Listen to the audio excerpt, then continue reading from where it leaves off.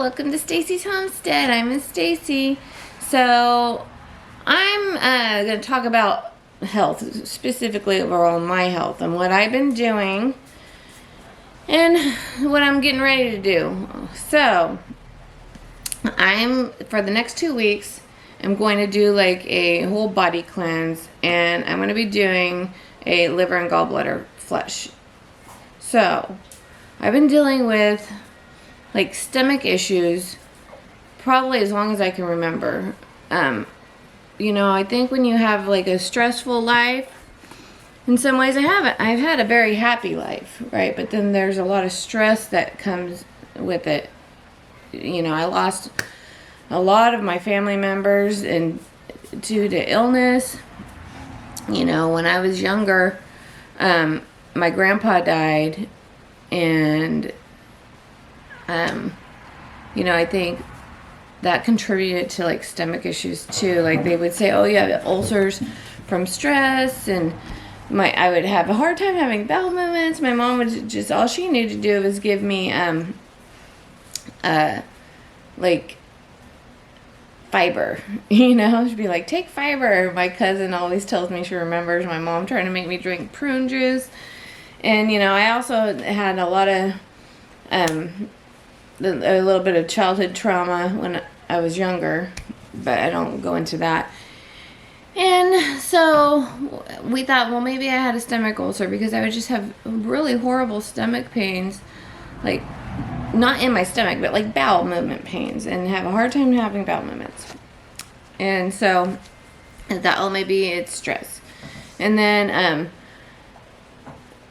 you know, I just lived with that for a while. And then when I was the next after that, so my kids were all like born, and then everything was good, and then my grandma started getting like diabetic symptoms, or she was getting ulcers in her feet, and then we had to go over there more often to try to help take care of her. And then she had colon cancer and surgeries, and then she lost the leg. And so we ended up, me and my kids, when they were younger, Shandon wasn't born yet, we lived with my grandma during the day on the weekdays to take care of her because she had to learn how to walk again, and it was just an ordeal. I had to take her to her doctor's appointments, and then it was really hard to take her to her doctor's appointments and then pick my kids up from school. So I took my kids out of school and homeschooled them, mainly for those reasons at first. Plus I really missed them, and I loved having my kids with me as well. So, but really most of my kids I homeschooled all of my kids. But yeah, I took them out of school because it was so much easier to go pick my grandma up and take her to doctor's appointments when the kids were with us. Plus, she was a retired teacher, and she really helped me teach my kids. Most of their schoolwork was done in the waiting rooms of doctors' offices when they were younger. And then at our house, at our kitchen table. But anyways, then I would come home on the weekends, and my cousin Erica would go stay on the weekends with my grandma. And we did that for a while until she learned how to walk again, and then I didn't have to live with her. We did that almost for a year. And she finally learned to walk without anything. And then, you know, with one leg and a fake leg. And she didn't have her colostomy surgery yet at that time. And so all my other family was busy raising their kids. Like my Aunt Linda was working. My cousin Sydney was still in high school. They were all going to soccer stuff. It was me, my mom, my Aunt Sandy really taking care of my grandma at that time. Not that they didn't do anything. It's just that they weren't there as much because they were just busy. They took care of my grandma later in life. So later on, when my grandma got really ill, my cousin Sydney got her nursing degree. My Aunt Linda and my Uncle Eric and everyone else was able to take care of grandma way more. And it was nice because I didn't have to do much anymore. It was a nice break from having to take care of her all those years. But anyways, so after my grandma started getting better, briefly, my mom gets sick with cancer, and I start taking care of her, and then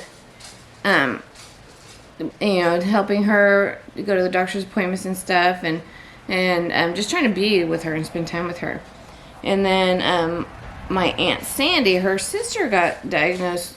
Then my mom passed away, not even a year, and that was really hard on me. And then I had, before she passed away, my cousin Erica got married, and then I went to the hospital the day after her wedding because I thought I had food poisoning with horrible stomach pains. Like, really, really bad stomach pains. Shannon wasn't born yet. It was like contractions in my stomach. It was just the worst. And we just thought it was food poisoning. But I went to the hospital, and they said it was IBS, gave me like a morphine drip to make the pain go away, and then sent me home. And I was fine then. And then my mom passed away a few months later.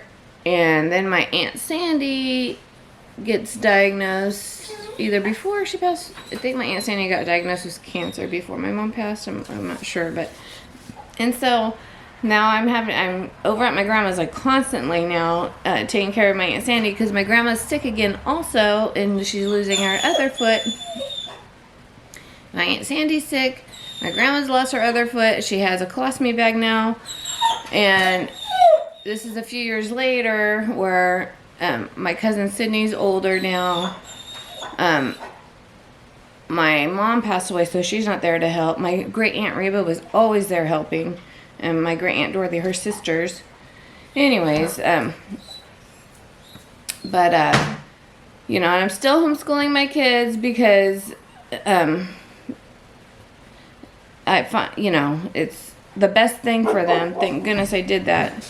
Because they don't learn to be followers, they learn to think for themselves. It's just, you can always keep on learning. Developing the person, developing human beings is the main goal in my homeschooling. It wasn't even really education, which they got, but, it was harder back then because you had to do it through books. We really didn't have, there was no internet. But anyways, it was my goal was to develop good people, good human beings, self-confident human beings without, and leaders, not followers, able to be themselves and not be, conformed and intimidated by children and their rules and, this fakeness that goes on. Anyways, I'm happy they turned out so well. And my thought is you will always still learn. So even if they miss something in their education through my, them being homeschooled, they still turned out to be great human beings. Anyways, we live in a very small community. They wanted to go back to school when they were in 8th grade. And I said, as long as you stay who you are and don't change, you can go back to school. And the school is so small, there was only 40 people in their class. And we knew everybody in our community. We live in a very rural area. So, and if I had a problem with anything, I could call their parents and be like, hey. So, anyways, I let them go back to school, and they did really well. And so, when they went back to school, I couldn't really take care of my family, my grandma, very well. And so, that's when everyone else and then my aunt died. And we were still taking care of my grandma. I went to the hospital again with stomach pains. And so I was contributing mainly my health issues to stress. And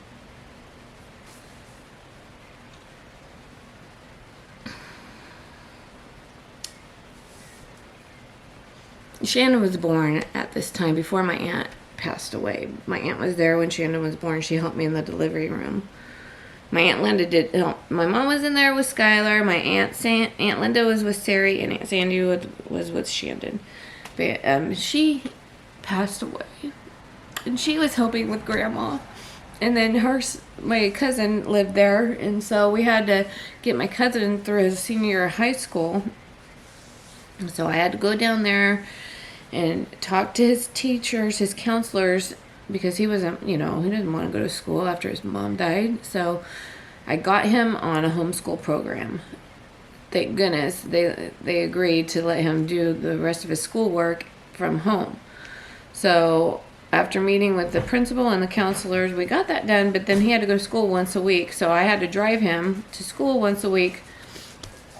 But then my kids started going, they wanted to go to high school. And so it was a lot harder because they wanted to do sports and everything. But thank goodness my cousin Sydney was out of high school, and she was able to do more. My Aunt Linda was able to do more. My great aunt, everybody. So I didn't feel so bad. And so I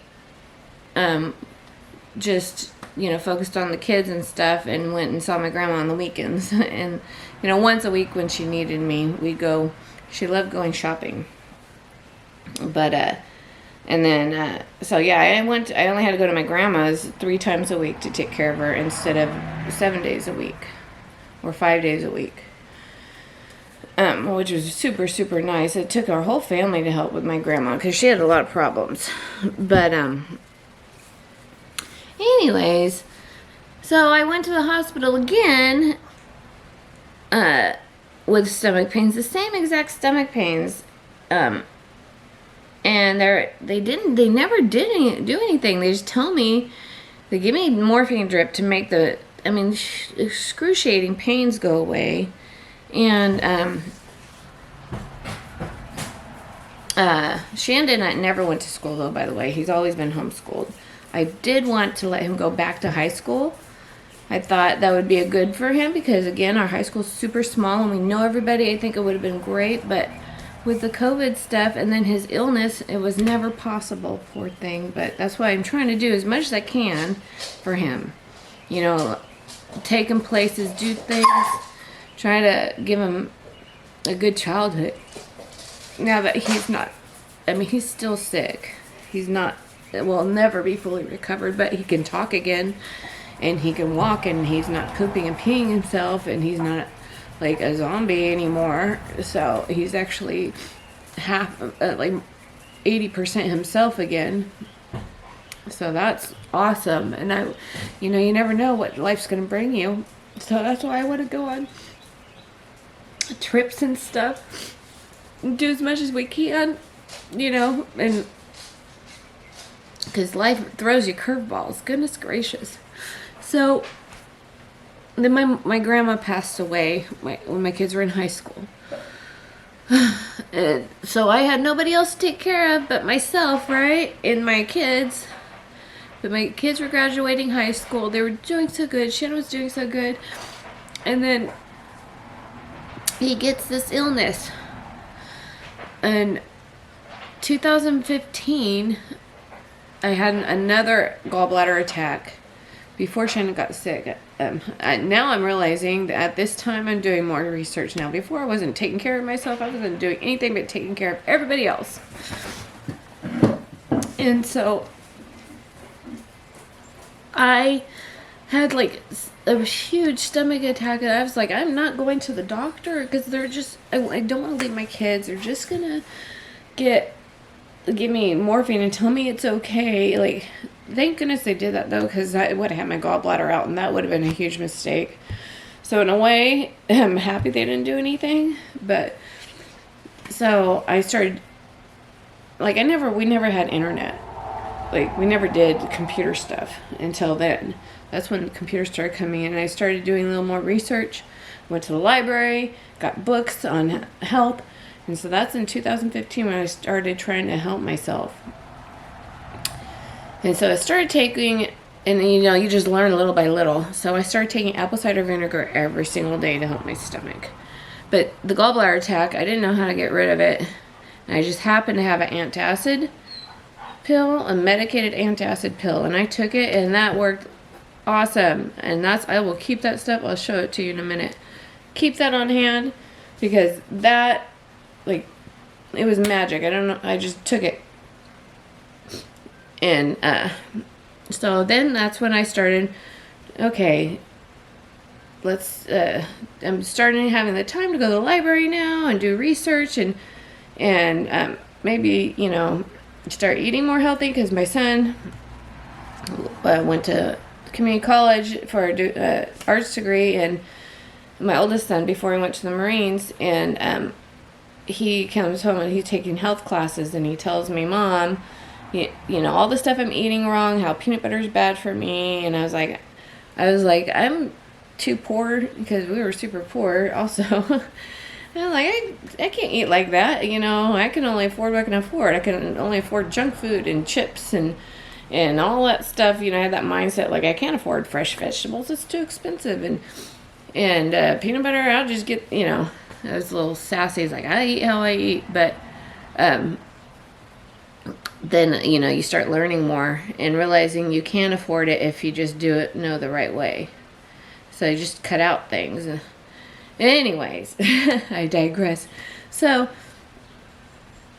I start taking care of myself, just only trying to correct my diet, drink apple cider vinegar every morning to dissolve the stone. I heard about liver flushes, and I was so scared of them. I still am. I don't like the idea of doing that. But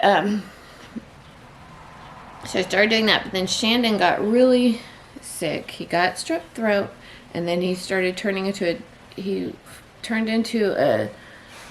well, you all know the story. He just, for 4 years, he was not himself. I mean, he still isn't how he was before, but he was 13 and a half, and I could not find help for him. He started acting different. He was ticking. He was doing these, and I thought he was pretending. I actually spanked him a bit, because I thought, what's wrong with you? Stop messing with me. Because it was totally not him. It was like someone from the Exorcist. I swear to goodness. It just was the most horrific thing. So now I'm going through that with him.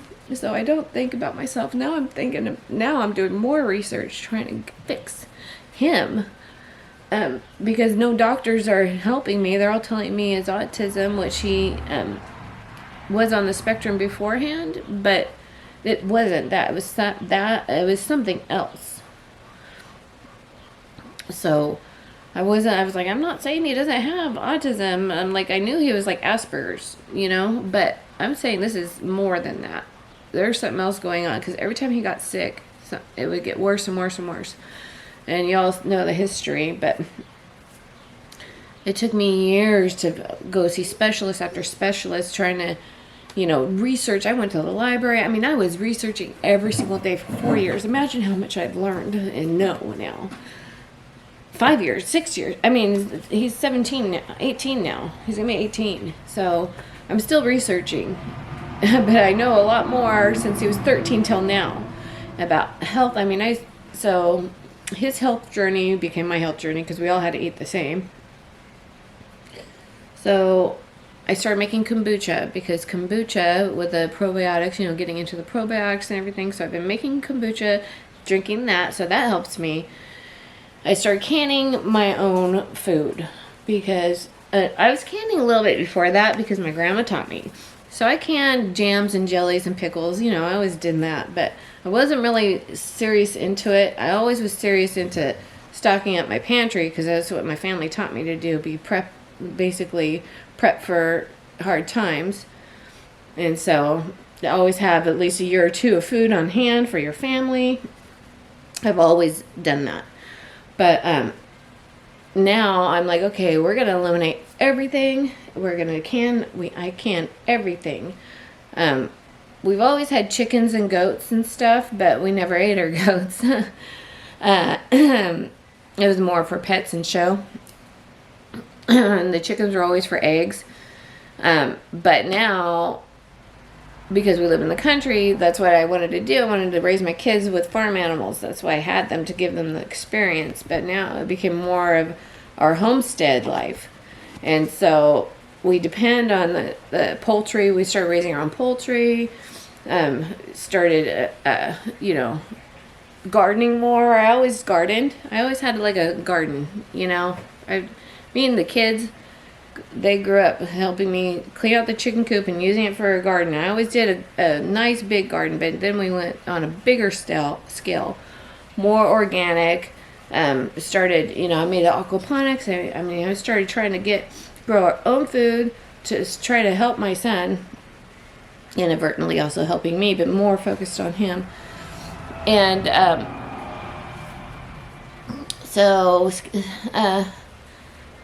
just trying to eat overall better. I make my own mayonnaise. I make my own soap. I make my own and I've always done those things, but I just got more serious. So yeah, I make my own soap. I was making my own laundry soap for a long time before that, just to help save money. So I was trying to, I did water filters for a well. I was trying to eliminate every single thing. Diet elimination, wheat. We didn't eat wheat for half a year. We didn't eat dairy for half a year.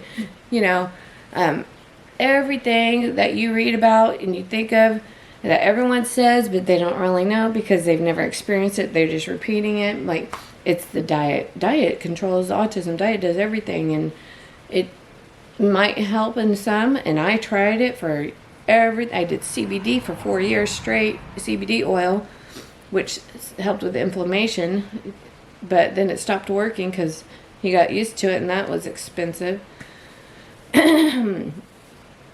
But now we got help with the IVIG, and another medication. It's totally turned him around, but he has residual damage now. So now, long story short, focused back on me. I had a couple of gallstone attacks again, and so now I'm really serious, super serious about trying to get my health back in order. So what I've been doing is, now I can focus on a lot more on me again, and so I got, in the meantime, I've been, for the last year, I've been, taking things that I've read about also that help Shandon, because I want to see how it feels on me and what it does to me. So I'm the guinea pig first, and then, so the last few years, I'm eating healthier, I'm eating everything, I'm doing all the herbs and supplements and vitamins and everything that needs to be done, but I have to do more. Alcohol, so when my mom died, I started drinking wine a little bit, because that's the first thing you read is wine helps prevent cancer, and that wasn't a good idea because it just irritated my stomach, the sulfates in wine. So I can drink wine once in a while, but and so I only have alcohol beverages once in a while. But so I'm gonna show you what I've been doing. So I did apple cider vinegar. This is a long vlog, sorry. So I did apple cider vinegar, 18 minutes of me talking, for 2 years, every single day. And that helped me with weight loss, and it did seem to help my stomach, but I was still getting reflux, and I was burping a lot.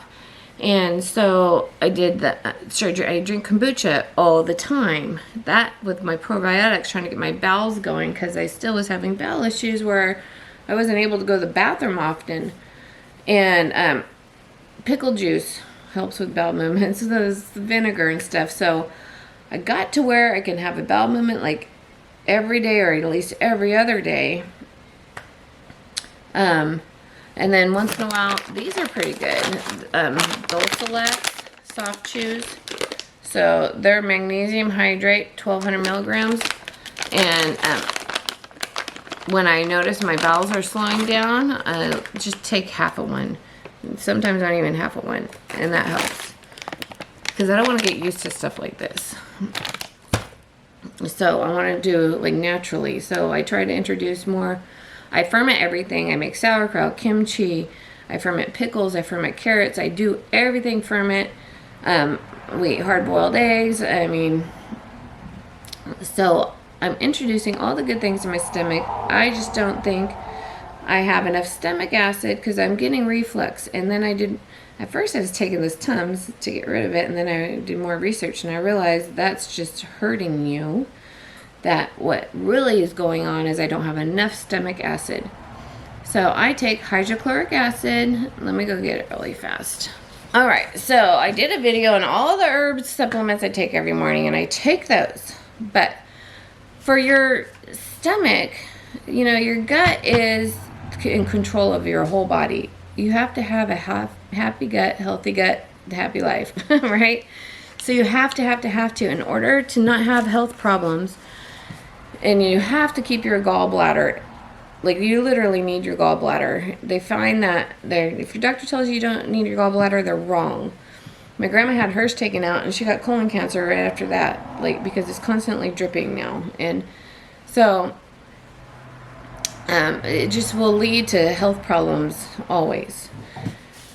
Because you need the stored bio. It's just a mechanism for all kinds of things. So anyways, you need to be able to digest your food. And the first thing, if you don't have enough stomach acid and you're taking proton pump inhibitors, you're decreasing the absorption of all nutrients. And then there is a chain effect that happens after that. And everything's just downhill. So first thing is to bring your... I'm not a doctor, y'all, and I'm not advising you. I'm not telling you what to do. I'm not telling you what to do. Do your own research, but this is what I do, and this is my experience, okay? So the first thing I do is take hydrochloric acid, 2 pills with my coffee every day. And the best thing about this is that your body recycles it. So I'm gonna have to do part 2. We'll do gallbladder flush part 2 experience after this. But anyways, so your body recycles this. So you only take it as long as you need it until you need it again, right? Because your body, as you get older, you're going to naturally run out of stomach acid. Run low on stomach acid. So the thing is, babies have higher stomach acid than adults. So there's no such thing as too much stomach acid. You need enough stomach acid to close the sphincter muscle. Because that's the only way it'll close. And if you don't have enough stomach acid and you're taking proton pump inhibitors, PPIs, it's going to leave that sphincter open, and you're always going to get splashing, and then you're going to get like the hernia, your stomach, and up there, and like cancer and stuff. So you want to close that. And the only way to do that is to increase your stomach acid. That's why apple cider vinegar works on people, because you're increasing your stomach acid. So, anyways, but apple cider vinegar for me for 2 years didn't just cut it. It just helped me like with weight loss and stuff, and just manage my weight. I don't believe in diets. I believe in overall lifestyle. I never dieted in my life, and I never will, but I'll do lifestyle changes and adjust my how I eat for the better. And something sustainable, not unrealistic. That's why I believe in eating all foods, no matter what books tell me to do. Everything's good in moderation. So anyways, you need to increase this 2 with each meal, and it works. And then I didn't have to take it for like a year, and then I just started having to take it again.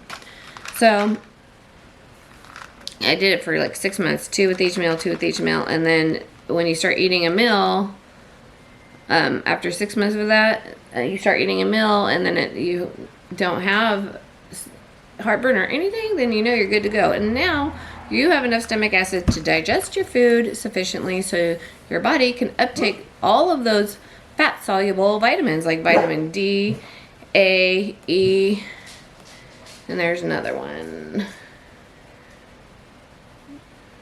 I think there's 4 fat-soluble vitamins.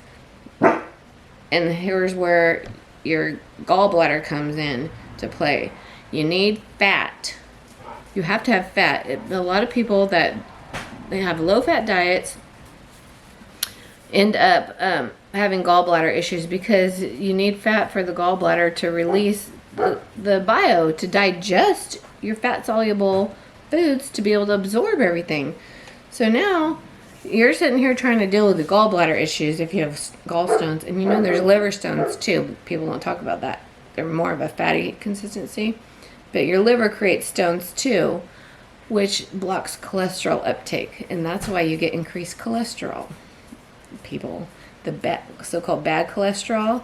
Your body needs cholesterol to make bio, to break down your food. And if you block that cholesterol, you're not going to have enough bio to break down your vitamins, and then your nutrients isn't.